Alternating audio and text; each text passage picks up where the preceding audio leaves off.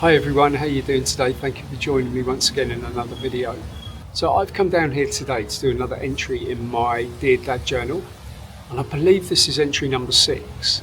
So this one's quite a fun one, and I've been looking forward to doing this one for a while really. It takes me right back to my very early teens and a little bit before that.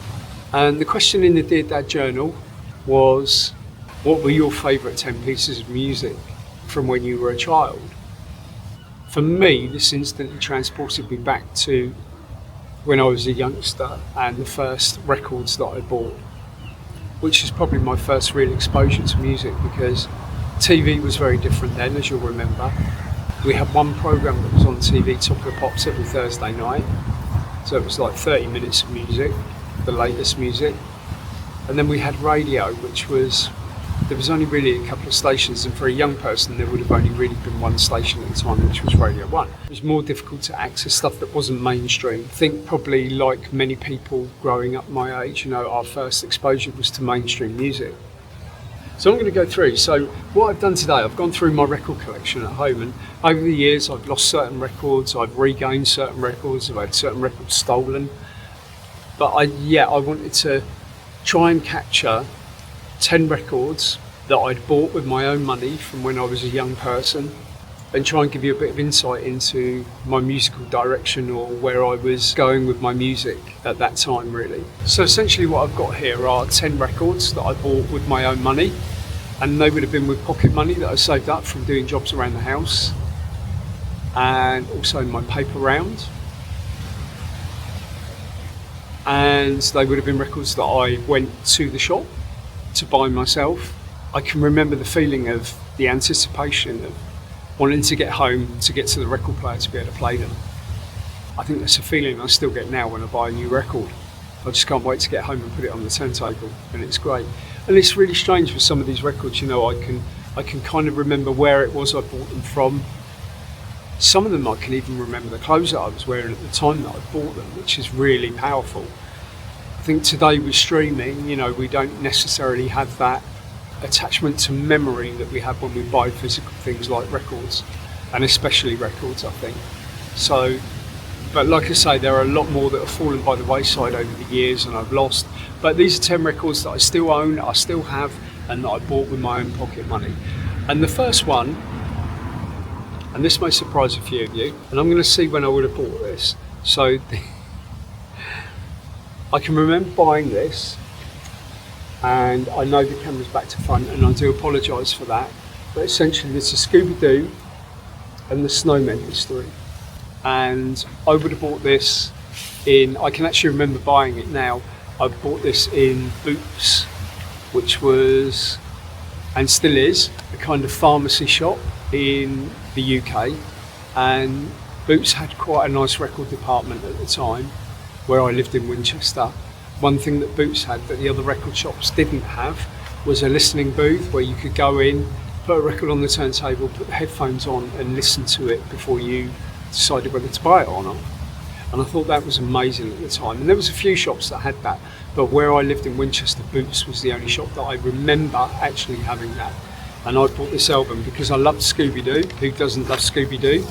And it's not in such great condition now. So I bought this in 1973. So I would have been 7 when I bought this. So Scooby-Doo and the Snowmen. Then, the next record that I kind of remember buying, I bought this from Woolworths in Winchester. This is an album called The Rip-Offs Play a Golden Age of the Beatles. Now, I'd heard of the Beatles.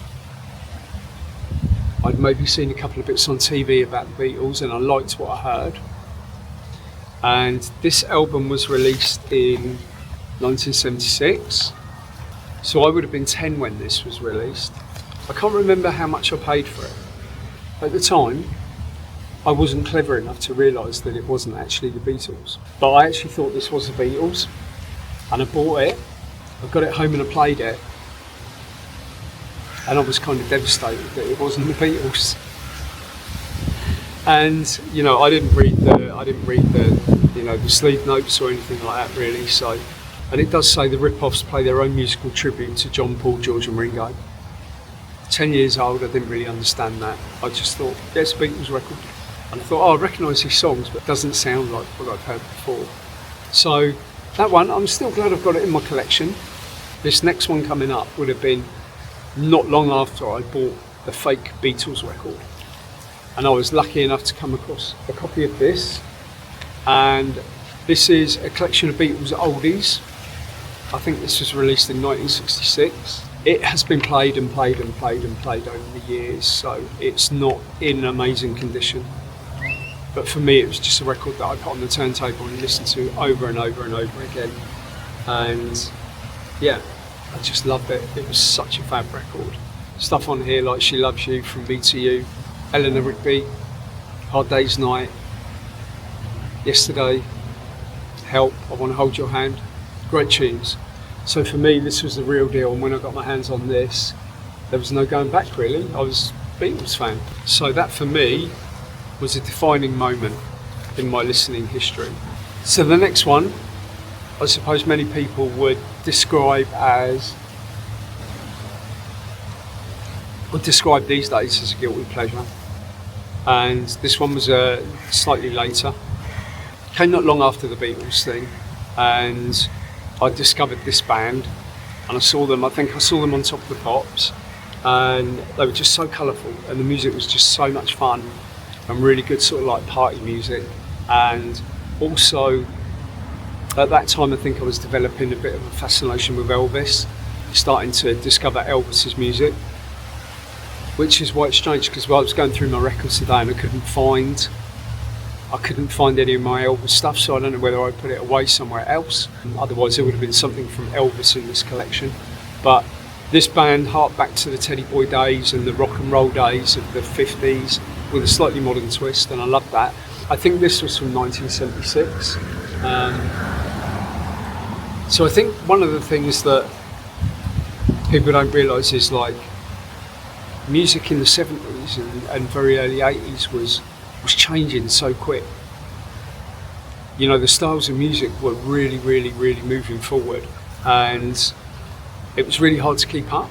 So the next record I probably bought after the Schwaddy Waddy one, or after going down the Schwaddy Waddy rabbit hole of buying loads of Schwaddy Waddy, would have been this. And I saw this group were on Top of the Pops.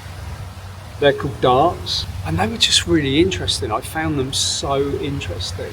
If you haven't heard of them, they're just great to watch. Visually, they're really good to watch. They're quite unique and quite quirky. And I'm sorry if these covers are back to front. I know they are, and you can't read them.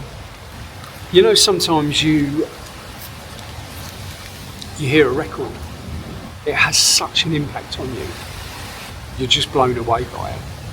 I remember listening to the radio in my bedroom,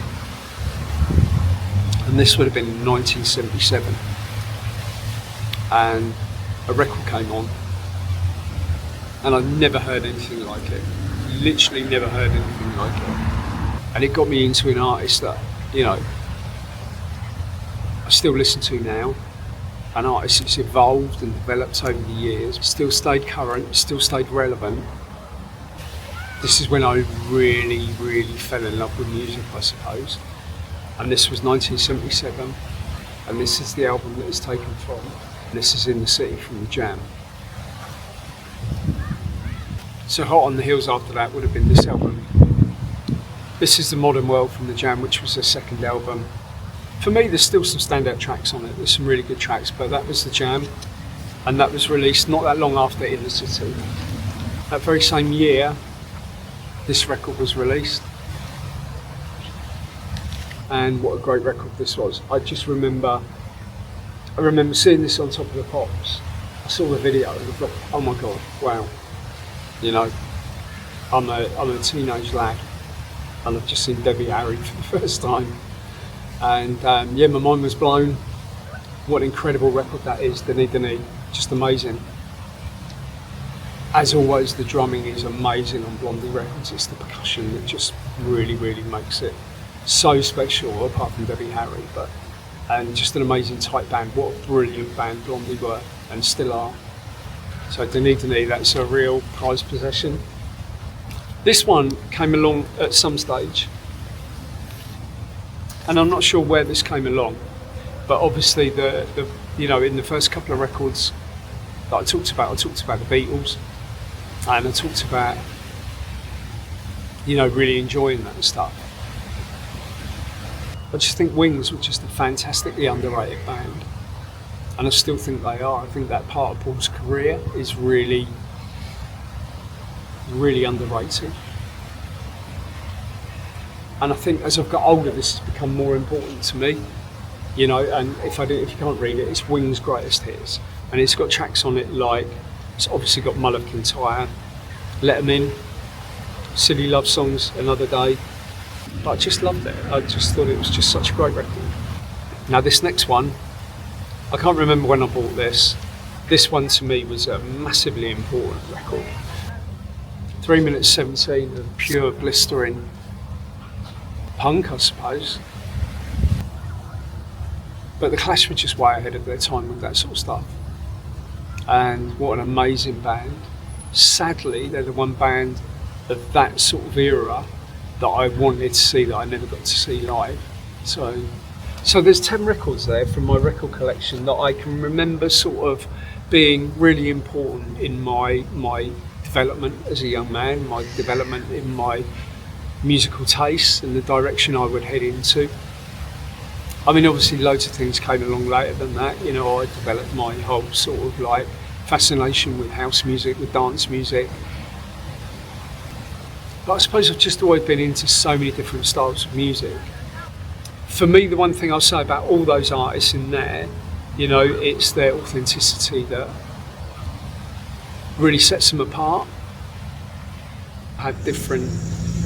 We all had different go-to tracks, songs, artists for different periods of our life, or different times in our life, or for different emotions that we're feeling at that particular time. And for me, music has just been a saviour over the years. In some of my darkest moments, I can look back at some of the music that I've listened to and think, that really got me through that time. That made a huge difference to me. That record gave me hope. That record allowed me to release emotions that I needed to release. That record made me dance and sing at the top of my voice and smile like I've never smiled before. So it mustn't be underestimated. And for me, a record collection, and my records are like a photographic album, really, of a time, of a place, of an era. So anyway, really today was about that. It was to give my girls an insight into how I developed my love of collecting vinyl, my love of collecting records.